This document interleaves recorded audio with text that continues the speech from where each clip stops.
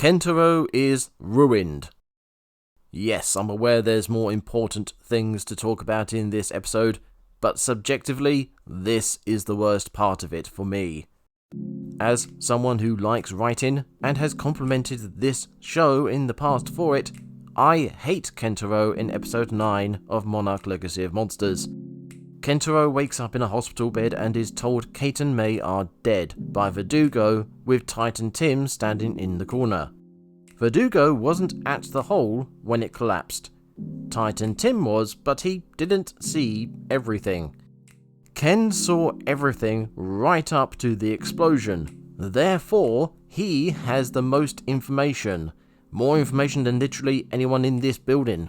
And yet, when he's told Kate and May are dead, he doesn't mention that they fell into the hole before the explosion happened.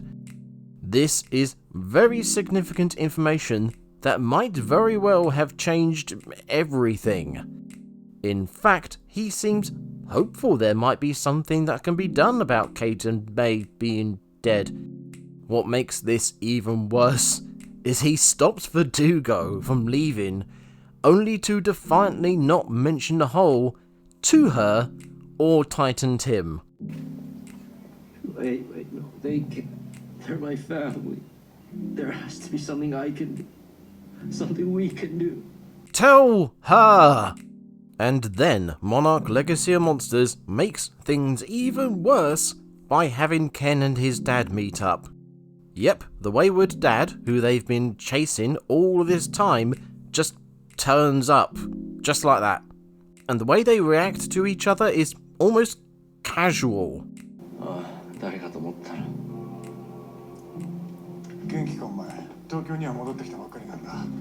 It's been a year since they last talked to each other.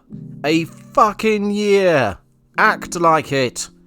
The scene ends with a bit of brilliance, which, in isolation, is very hard-hitting and shows off the acting talent involved. Ever so slight problem, the impact of this scene is greatly diminished because we've spent so little time with this guy and we have very little understanding of how he actually feels about anything. Worse, Kentaro once again refuses to mention the hole. I was expecting him to shout in an angry emotional outburst, something like, "It's your fault she fell down that hole," and the dad would suddenly become hopeful, leading into episode 10. But nope, that didn't happen. Of course it didn't happen. This is half the episode done, by the way. Episode 9 of Monarch LOM spends most of its runtime going over the first Hollow Earth exploration launch and how it went wrong. And I can't help but feel we're missing scenes.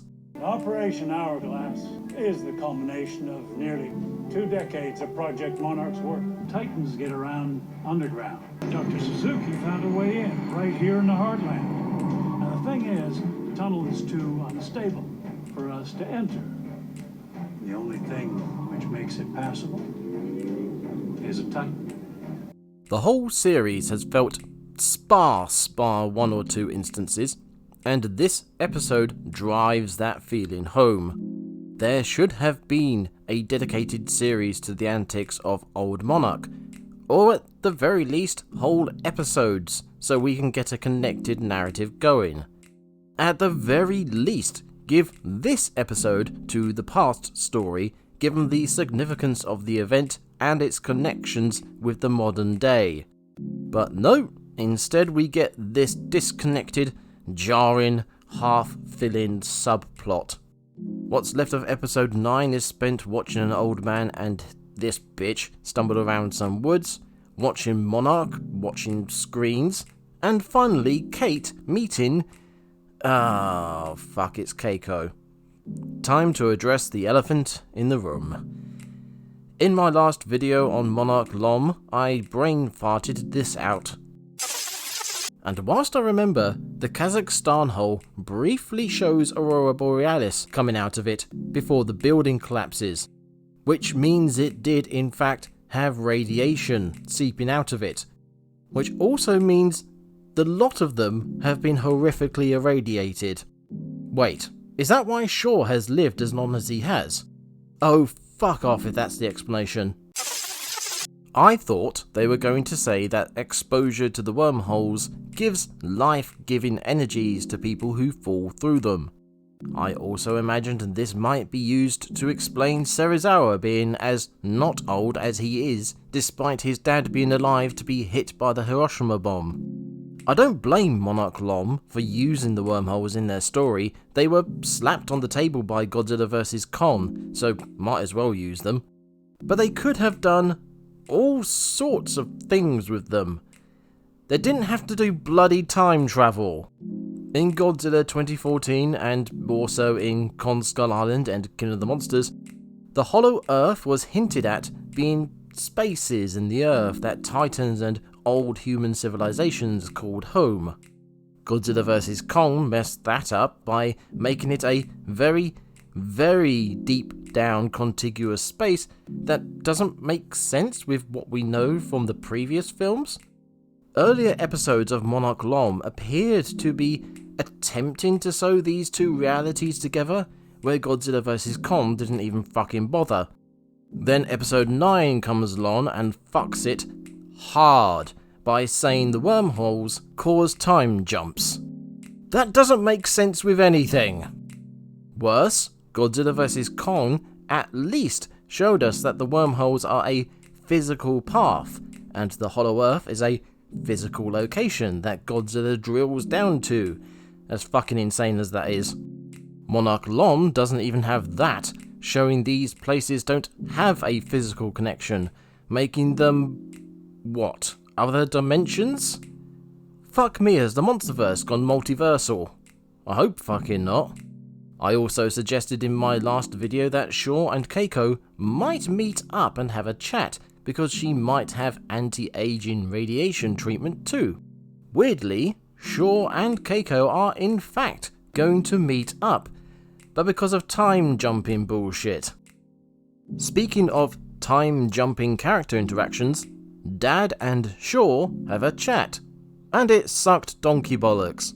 Shaw goes into the Hollow Earth in 1962 and is dragged back out of it in 1982, 20 years later. Keiko's son is now an adult and working for Monarch, and he gets the job of looking after good old Uncle Lee. Lee tells Hiroshi what happened to him, and Hiroshi tells Lee that Bill Randa was mad and Monarch shouldn't be messing with the Titans.